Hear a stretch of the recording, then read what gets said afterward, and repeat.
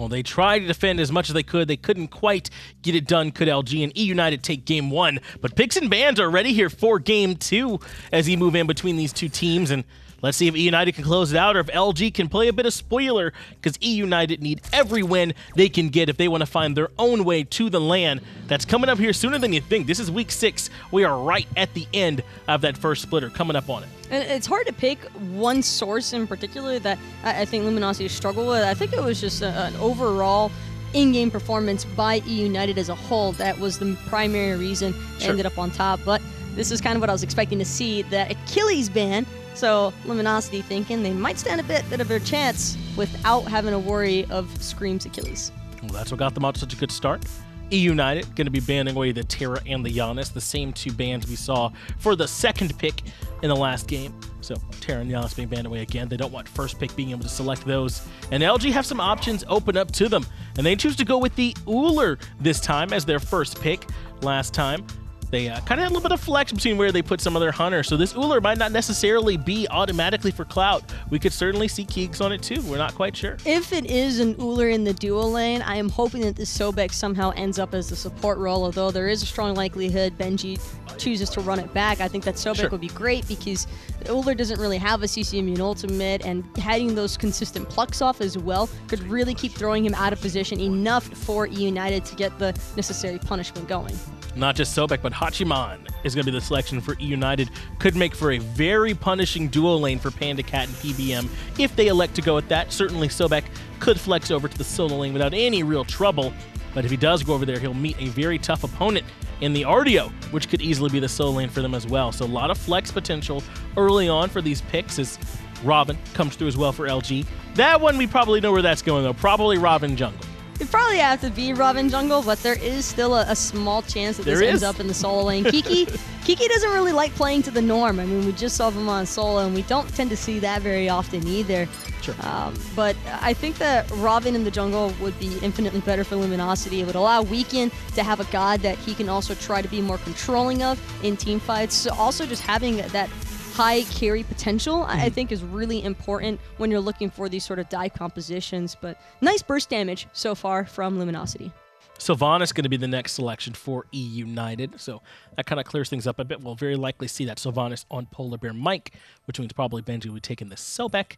And Polar Bear Mike has an excellent Sylvanas. The Wrath of Terra is so strong, he can find those pulls that maybe not everyone can, because that is not the easiest ability in the world to land. And then he does have decent sustain too, so the Sylvanas pick going to be very strong for them, I imagine. I think the Sylvanas pick might also cause Luminosity to maybe sway on throwing this Ullr into the duo lane. It was left open as a flex pick option, and I think seeing the Sylvanas, it might fare better in the mid lane, because Sylvanas is kind of the anti-pressure god. Even though you can have some of those high-pressure ADCs in the duo lane, I think that Sylvanas is clear really stops that from being an issue. Yeah, the Sylvanas Hachiman would have a ton of clear, between the two of them, so it wouldn't be too hard to imagine they'd be able to get plenty of clear between the Hachiman and Sylvanas and be able to match up with the LG. But it does look like, I think we're just hearing that these picks could end up potentially being swapped around, so we'll certainly clear that up when we go into the games. But we can certainly still talk about the compositions between them, and I think that there's going to be plenty of pressure between the Hachiman Sylvanas lane, if that is going to be the call. The Jingwei coming through to throw everything up into the air there, Taco, so Jingwei could certainly be going mid or duo between the Hachiman and the Jingwei.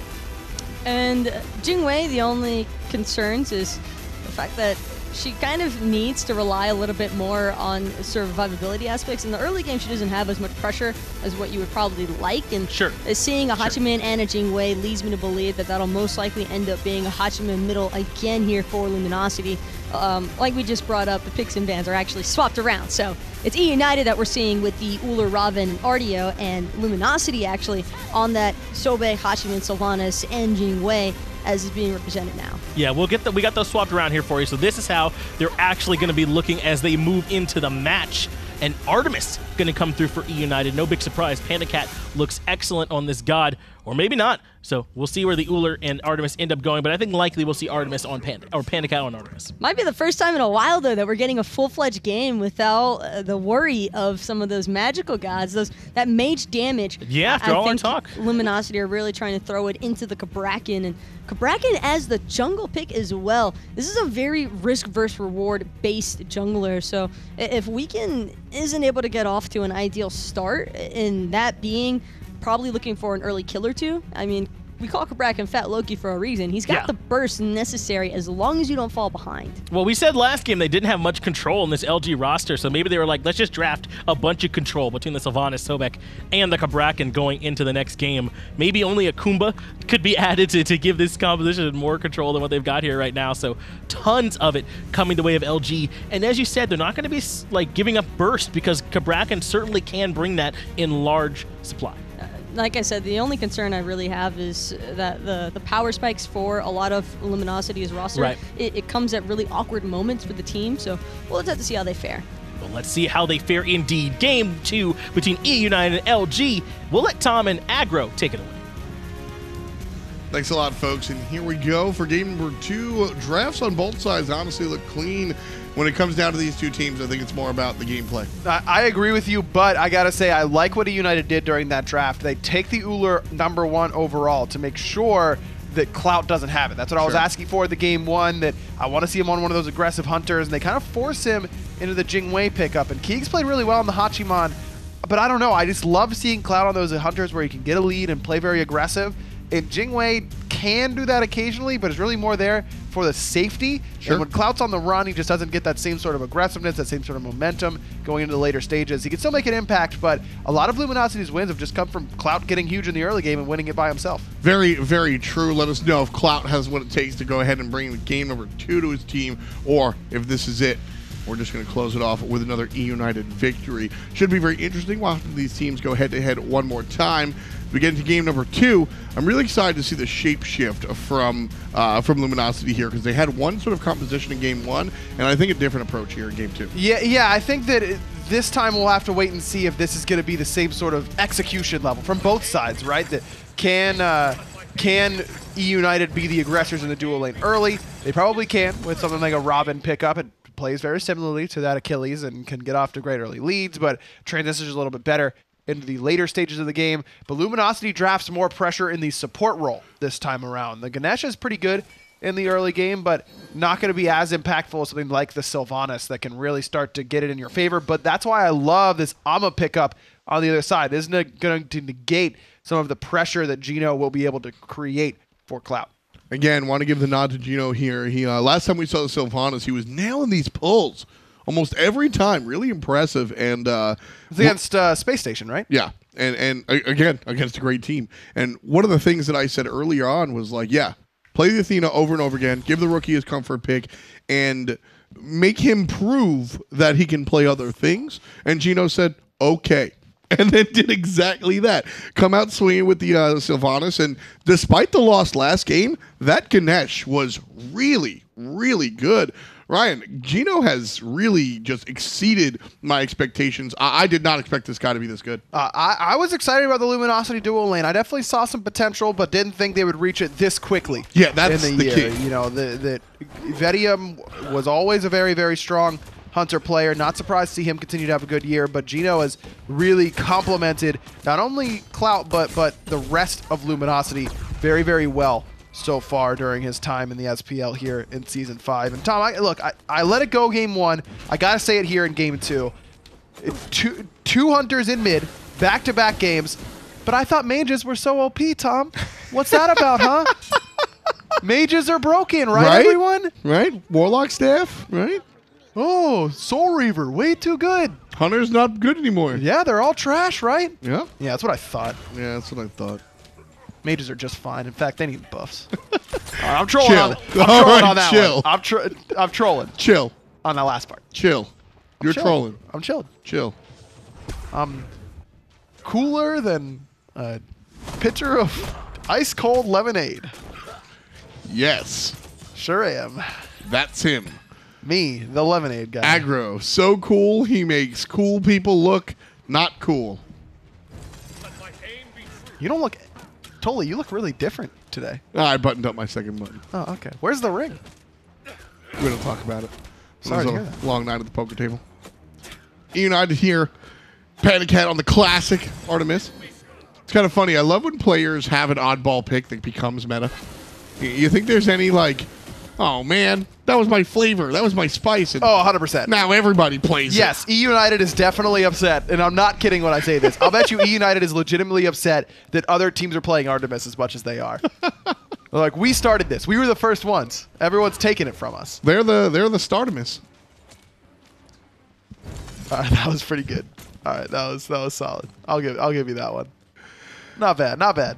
Another reason that we see the Sylvanas pick, not only because Gino's been crushing it on it, and also the interesting start from Luminosity. They sent Clout over to the mid lane early on, and that left Gino by himself, and Sylvanas with those AoE basics really clean to be able to deal with the 2v1 scenario. So Luminosity goes ahead, puts their Hunter in the mid lane. That gives them pressure over there, and it should have lost them pressure here, but the Sylvanas choice, combined with a couple of other elements, really allows them to just push things and turn things around. Exactly. It's level 1. You probably don't win that clear trade anyways, but once you get a couple extra points in some abilities, Gino has the ability to heal now on top of root you in place and expose you to some more damage. It allows Cloud to be a little bit more aggressive, though now he's on the run. And Panda Cat going to go ahead and find Sprint. If he has that hail, it's going to be good enough. One more shot will do it. Where's the cooldown? Yep. There it is. Panda Cat with the first blood off of the quick activation. Looking for number 2 here. Gino in some trouble. Should be fine underneath the tower. A couple of basics and the hail one more just time. Just missed that 3 there from Panda Cat. That could have been another kill. Maybe would have needed an extra auto after the slow. Would have guaranteed the next auto, but still, that's just like I was saying in game 1. You don't want to give a god like Artemis this kind of lead, even if it's a slight one. Yeah, and what's fun there, whether I think it's Panda Cat's kind of prowess and also his the experience in the play style, is it almost worked like, you're familiar with fighting games, like a hit confirm combo. He's just sitting there piling basics, but the second he gets a crit, all speeds go. And Polar Bear Mike knows that as well. And he's just sitting there waiting for the big red number. The second he got the passive crit, everything went in to follow up the find up combo and then the first blood. Yeah, the dual lane is very much footsies in the early game, right? Oh, yeah. You're just poking out your opposition, throwing out a couple jabs, a couple low kicks, that kind of stuff, waiting until you open up your opposition. But hit confirm is the exact right sort of comparison, where in fighting games that means you hit an easy to hit ability, and then once that connects, you can then extend that into your big combo, but you won't do that until you see that you connected on the first part. And that's exactly what PBM and Panda Cat did there. And for a while, PBM wasn't picking up that upgraded Sprint 3. He was going for the Boost 1 at the beginning, maybe that first tier of Stone of Gaia, or excuse me, the Gauntlet of Thebes are the same tier 1, but I know someone would bring it up. You were kind of waiting. He was kind of waiting it out, but this time now, he's picking up this Heavenly Wings upgrade right off the bat. And without it, there's no way United get that kill. I think it's partially Scream going to blink on in and send Keeks Made into the ultimate. Love the pathing that Keeks takes to avoid Venenu's obvious hail of arrows there. I think that was a combination of, one, Polar Bear Mike doesn't buy it for every character. Artemis is definitely one of the in-hand characters that you do want to buy the upgraded sprint at level 1 for. And I think it's also Max just yelling at him. Yeah. Panda Cat probably came in every day and went, "Where's my sprint?" And then finally Polar Bear Mike said, "All right, you know what? I'll do it, but you better get a kill." Well, I asked him about why he wasn't pitching it, because basically every other support was, and he told me that that really should only result in kills if the other team is full of noobs. It was his exact response. But I was like, but Mike, literally almost every SPL team gets a first blood with that consistently at some point in the game, and he said his answer still. Well, Polar Bear Mike might be on the bad side of that conversation, as he just uses the dash when Weaken shows up. Cloud's going to be able to pick up Panda Cat, but a rotation from Scream could be good. That root from Gino was perfect. Found both PBM and Scream. The focus was on the Clout there from Panda Cat because he didn't have the beads from earlier, I believe, or just was trying to focus him out either way, but ends up kind of biting E United there. Weaken was coming around the back, and I don't think E United really had that info in time. I mean, he walked over a ward, but it was pretty late into that gank.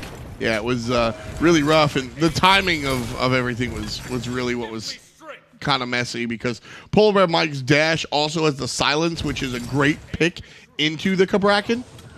but the tool was on cooldown for a relatively long time. So Wigan came through and just, all right, I can Tremors all day long, and just sat there and then just took advantage. Yeah, I think that it seems like that's a real big win for Amaterasu, right? That she can silence out the Tremors. But in reality, if Weaken's getting Dash in response to his Tremors, that's a win for Luminosity. And that's why that isn't a counter pick by Weaken for himself there. It's really all about that Cabrakan wall. It's going to wall off Panda Cat. It walls off Benji. It walls off Polar Bear Mike. Venenu and Scream have some options to get over it, but you can bait those out fairly easily and then punish nicely for it. I think this Cabrakan pick makes a lot of sense in this game. I love the Cabrakan. Cabrakan jungle is one of those things like the Hebo jungle that is kind of always relevant and always on the edge of the meta. Cabrakan probably a little bit more relevant most of the time than Hobwa jungle, but I completely agree with you. Fight me. Poseidon jungle is still not a thing, Tom, no matter how much you want it to be. Fight me.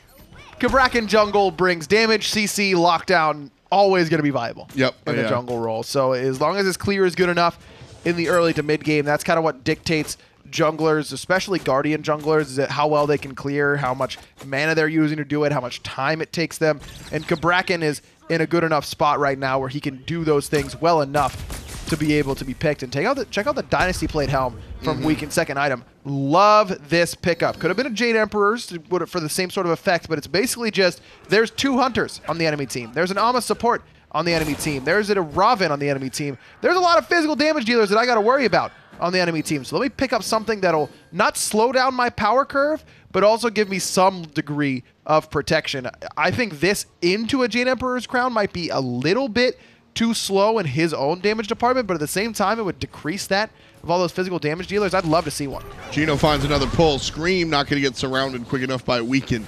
The response from Polar Bear Mike, though, will be the ultimate, finding the stun onto the Hunter. Cloud goes ahead and uses it right away. Gets on out of there. Scream, however, going aggressive. Going to go ahead and jump on the opposition.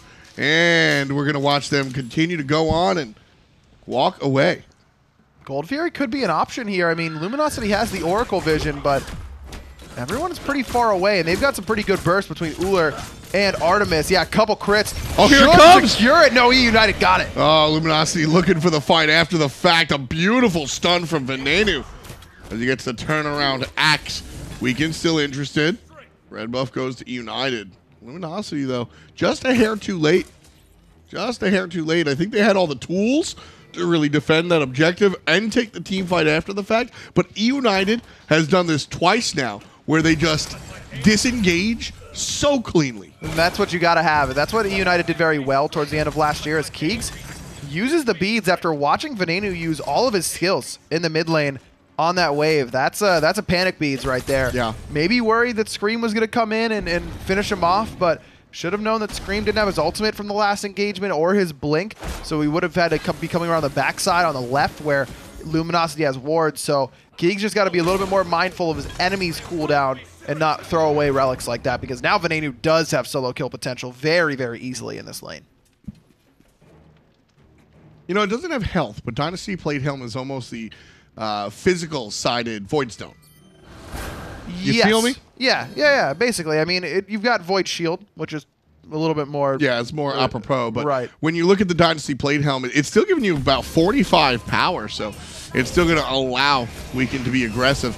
Polar Bear Mike redefining aggressive. Just using the ultimate right away. Maybe trying to bait something out from Luminosity. I mean, he knows in that situation that Weaken's beads are up, but Clouts were down, so he wants to force it, but the rest of his team is a little bit too far away. That's what I'm talking about. Now Ven, but he misses the axe, but here comes Scream. Uses the mounted archery to try and get away, but Scream might be able to close this gap. Keegs still trying to fight into this. I think he knows he's kind of toast, and so he'll go down, but... You know, when Keegs first came to the league, Weaken being chased underneath his tower, we were talking about he's kind of a different type of player. He juked forward. That's a very, Ven missed that axe because, in the famous words of Lazarus, who jukes that way? Yeah, able to throw him off of a little bit. Panda Cat has to use the ultimate, but Weaken immediately into the beads and doesn't go aggressive. Spike. It's just because there was no ward vision on that right-hand side. If Weaken knows that PBM, Scream, and Ven are all on the Pyromancer, then that's a free kill onto Panda Cat after you use the beads. But instead, Panda Cat kind of gets away with murder with his positioning there. And going back to Keegsbait, I think you're right. He just has these moments where he plays great and you're like, wow, this dude's a complete beast. And then he has the moments where it's like, oh yeah, he's still a rookie. And that was one of them. Sure. Panty Cat. Toast. Gone. Here you go. That's Luminosity realizing that they had missed an opportunity earlier and they didn't intend to miss another. You're wondering why Artemis doesn't see as much play as you might expect with how well Panda Cat has been playing her, and a lot of other players in the league have been playing her. That's kind of the reason why right there. Gino just pops the sprint around the corner, and Panda Cat goes, oh, I guess I die now. Didn't really have any sort of reaction. Weekend right there. That was a weekend play. Weekend plays. Weekend's really strong, and I think he plays emotionally, and I think that's a positive for him. How much does he bench? What? You said Weekend's really strong, so I'm asking how much he benches. Oh. Weekend has man. I don't know. Just the way you said it made me want to troll you. I'm sorry. That's I guess my fault, but it's really your fault, and you should know that. I woke up today. I'll try not to make any more mistakes, Ryan. How dare you? But ended with a nice snatch there. I'm sorry. I didn't mean to derail you. Please continue on your point about how much Weekend goes to the gym.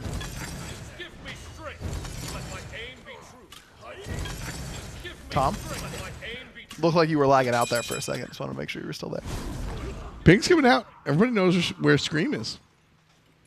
Looks like Weekend's going for more physical defense here. Could be a Midgardian mail to try and slow down these auto attackers from E United. That'll really help out against even Robin and Amaterasu, not just the ranged damage dealers. Could also be a mystical mail to try and just get to the point where he's going to be doing damage no matter who he's around while still adding in some of that physical protection. He's got a couple options. Shouldn't be a sovereignty. Gino already has one and don't really need two from both of your Guardians. Gino here in a bad spot. Has help from Luminosity in the wings, but the ultimate comes out to avoid Polar Bear Michaels. Scream jumps through, and here comes the rest of United filtering in from the right-hand side. Gino separated. Scream is going to be taking care of him while everybody else takes care of Weekend. And there's going to be Keegsbait falling down, but Clout makes the rotation as well. Panda Cat falls down to the Hunter, and Gino actually avoids the death from Scream. Able to get on out of there. Benji still wants to force the issue here, looking for Clout, but he gets plucked out by Kiki. Nice job from the solo lane Sobek. I'd only be 2 deaths here now for Luminosity. Looks like it certainly could have been more after Clout committed that airstrike to try and keep that engagement going, and it worked out for Luminosity because Panda Cat wouldn't have died without it, but Benji still going in here. Doesn't have any anti-heal, so Gino's going to be able to heal up a little bit, but may still have enough. No, the Reflective Mirror not enough for PBM, and now he's in some serious trouble. And Clout still here, still local, but isn't able to really find the time to Clout's cast. Dead now. Cloud had to use the beads after he dashed in aggressively. PBM shows back up and may get punished for it. Yeah, indeed he will. Kiki goes down, but he used the pluck in order to do so. That'll trade out solo for ADC. Planned all along by PBM. I'm sure that's at least what he'll say. As Luminosity get a delayed nearly deicide. They lost 4 out of 5 members. Gino the only one who didn't take a tumble. Panda Cat able to go ahead and take care of business here. An Executioner short of the build that he was sporting last time he tried to solo the Gold Fury. So this time he's got some friends, and they go ahead and take care of that one. 15.5 on the clock, 10 on the kills, and 5,300 on the gold lead for E United. This is the E United that I think a lot of people expected Yes. against Luminosity at the beginning of the year. And you know that they mean business because they need to. They cannot afford to drop a set, and they still need some help, even if they win out the rest of the week. They need Trifecta to drop some games, and Trifecta's got some tough ones. I believe Trifecta has CLG and Space Station as their last 2 games, so that's going to be really, really difficult for Trifecta to even find 1 set win, but they've been playing well, so E United need to hope for some good performances from some of the top other teams in the region. They need to take care of business themselves here. Can't afford to drop anything, and E United's got a date with Space Station as well, so they've certainly got their work cut out for them. Who's paying? Or are they going Dutch? They're probably going Dutch. Yeah. It was more of like a play date sort of thing, you know? Not necessarily like a date. I don't know. Maybe it is like that. Scream gonna look for a play date with Keegsbait on the back line. He's able to dash out of there. Big initiation for a very small team fight. Luminosity clearly don't want to fight, but Benji going to be plucked out of there. It looked like 4 players on LG had no intention of fighting, and Kiki said, I'm going to make you fight.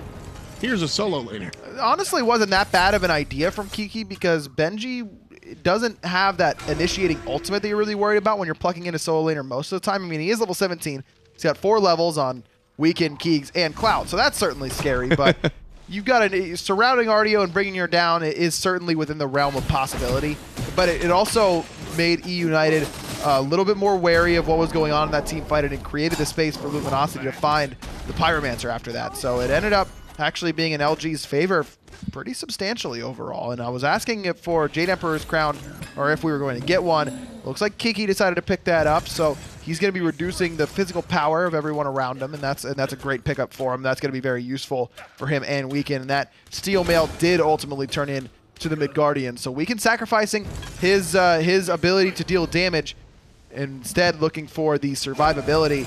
Once Gino finishes off what I assume will be a Lotus Crown, you're going to have some excellent physical protection among all members of LG, because remember, Wisps give physical protection as is. Lotus Crown going to add even more to that. It's a lot to bring down. I love watching this. I love seeing when teams build like that, not only because I think it's just objectively in the right move, right, spreading out those items, but also because it shows that the team is having a conversation about that sort of thing. So watching everything work like that is really fun. Now United's going to slow it down a little bit. Just kind of wait until the next Gold Fury, potentially. Got a minute and 45 seconds or so until that happens, so United got to slow it down, just wait it out. Now that will buy time for everyone on Luminosity to get a little bit closer to some key items. Weekend working towards a Void Stone, though he just bought that tier 2, so it's going to be a little bit before he can get there. Lotus Crown is done now for Gino, but United still probably wants to fight before he finishes off that next physical protection item. So it's not a bad idea to just kind of sit around this Gold Fury and wait it out for the next minute or so, but I'd like to see EU United just jump all over it as soon as it spawns. You don't want to let Luminosity establish a foothold there. Yeah, they're down about 7,000. They, of course, being Luminosity. And watching them trying to fight their way into this one, well, Kiki by himself on the right-hand side. Man, and, those crits. Dashes away, but still likely to fall down. All 5 members of LG are here. Quick!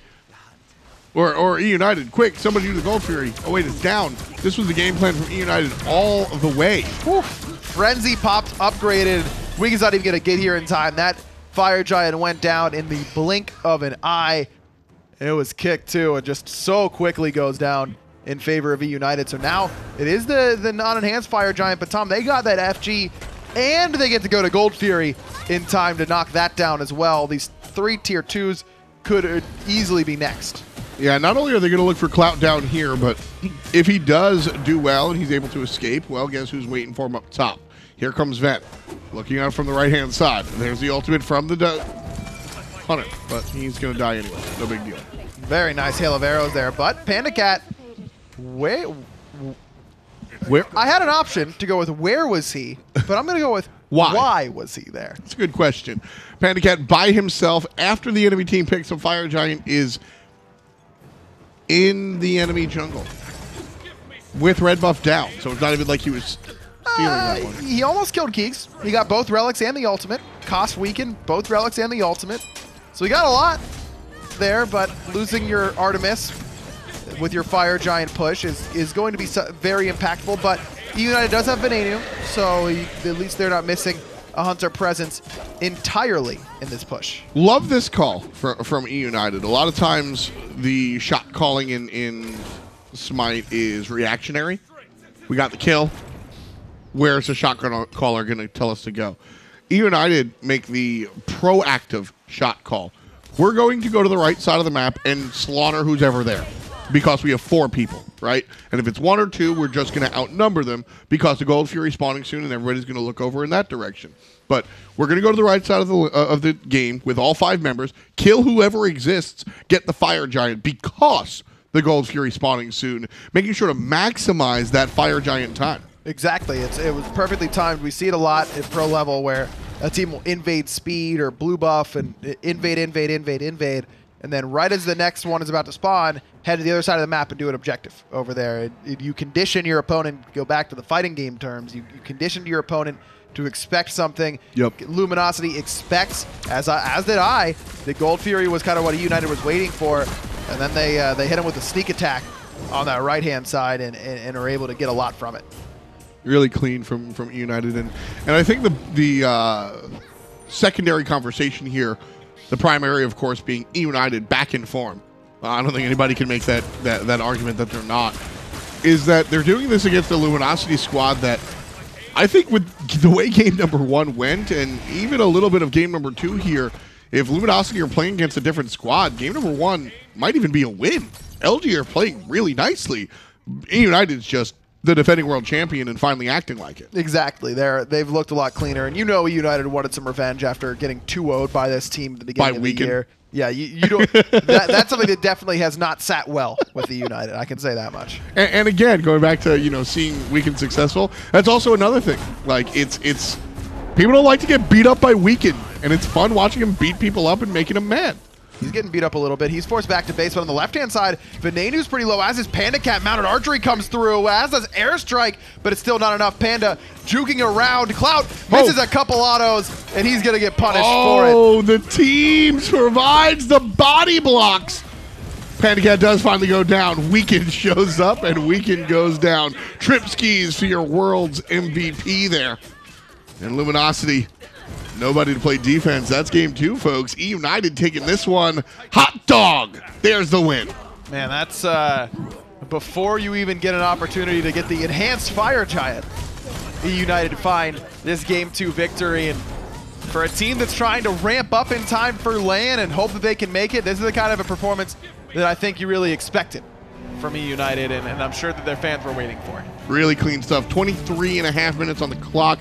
The average game length is, well, maybe not obviously, but 31 minutes is where North America is right now as far as average game length. So shaving off a bunch, really good. And like I said, I think perhaps the more important part is the fact that they're doing it against a Luminosity team that is very, very strong. Without a doubt. Luminosity is not some pushover squad that you expect the United to just blow out of the water anymore. That may be what you thought in week 1, but certainly not with the way both teams have played. Luminosity has been playing up, United has been playing down, so this was a fairly even matchup on paper with the recent history involved, but overall, this is what you would probably expect if you're looking at the grand scheme of how these teams have come together and where they've been over the last few years or so. I think if you didn't watch the earlier parts of the split and you just logged on now to week number 6, you go, well, everything seems the same. Yeah. You missed the whole bunch. As expected. Yeah. It's like skipping to the last page of the book, and you're like, yeah, I knew it all along, but you missed everything in between. Let us know who you think stood up the furthest, the MVP for this one. Honestly, in game number 2 for E United, I mean, team victory. I think it was Veneno. He just had constant pressure in that mid lane. He gets the triple kill at the end. But yeah, everyone played very, very well there. Nice stuff coming out from these guys. Fun stuff, excuse me, coming out from these guys. 2 players left to break it down. It's Finch and it's Taco. Thank you, F. Thank you, Aggro, Finch, and Taco here on the desk as E United, wow, 23.5 minutes. They take the whole game, and Taco, I mean, was it just as easy as a pre-20-minute Fire Giant Gold Fury, and that's just hard to come back from? Is that all it was? Sometimes that's all the advantage that you need, and Aggro was right as well. This wasn't even the enhanced Fire Giant benefits that United was reaping off of securing that one around the 19-minute mark. It's just that I think Luminosity felt as though they were too far behind in experience to have a valid option to try and defend underneath their T2 towers. They just let United take full control of the map, and United more than happy to have it just continue to build onto their lead. And we were actually just talking about it, that all that gold that United had just finished amassing, they didn't even have a chance to go back to base and spend it. And it wasn't even as big of a lead as you might have thought they were fighting into. Exactly right there, Taco. But Mixer Chat has spoken yet again in the MVP polls, and this time it's going to be Veneno in the mid lane. So Aggro says it, and it is 5-0-7 for the mid lane. Ullr got a lot of those kills there on that last fight on the Phoenix push, yes, but he certainly looked very very strong on this Ullr, bullying very much their Keegs in the mid lane. Oh, well-deserved MVP as well for Veneno. Yes. His rotations were just on point, and even then, the hail of arrows and the bladed arrow, all that damage combined just synchronized very well with what United were trying to accomplish, again, off of this double hunter composition. It was all about the structure sieges, and they were able to find it. I think that Veneno probably fared a bit better as well on the Ullr. Having those two abilities at the start of a match just helps out with some of those early gank possibilities, and that is probably the primary reason why we saw Veneno have so much success on this Ullr. And when it comes down to it, if you have to make a choice, I would almost always rather have the Ullr in the mid lane. Ullr mid certainly looking strong, at least for Veneno here in this game. But you saw it in that last team fight. LG, I feel like maybe get a bit ahead of themselves on that Phoenix defense, Taco. In particular, Clout drops down at the end of the airstrike looking for a kill and instead just kind of gets blown up. I can kind of understand the player perspective on that one, though. You know that you're most likely going to die whichever direction you land from that airstrike because of how low he was poked out to. And then as soon as he got down, it was just a complete and absolute swarm around him. Panicat still ended up dying, though. Right. So it wasn't in vain, but probably a little bit unnecessary. But I think any way you try to break it down, E United had that last siege. They were simply too far ahead for Luminosity to be able to properly respond. Well, that was set 1, Taco. E United appear to be back, but are they back in time? That's going to be the question. We'll answer that later on in the week, but later on today, we still have one more set coming for you. So make sure to grab your drink now, get right back here, mixer.com/SmiteGame, and we'll bring it to you.